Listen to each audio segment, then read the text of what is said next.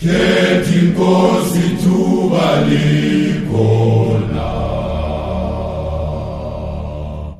ngosuku lokwahlulela lumhlaba iningi lizokwamukela intoniso yokwenza izenzo ezimbi emhlabeni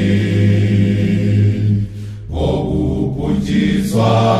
ekupheleni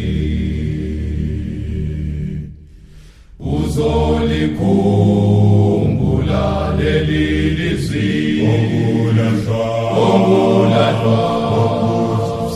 okubhujiswa uzolikhumbula leli lizwi okulahlwa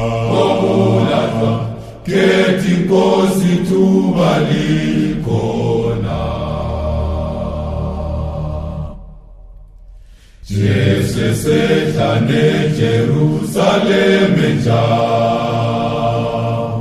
abanendlandla bothola imivuzo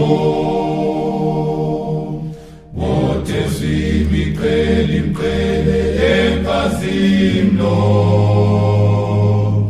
ngoba benzile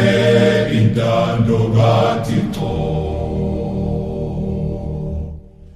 uzolikhumbula elizwi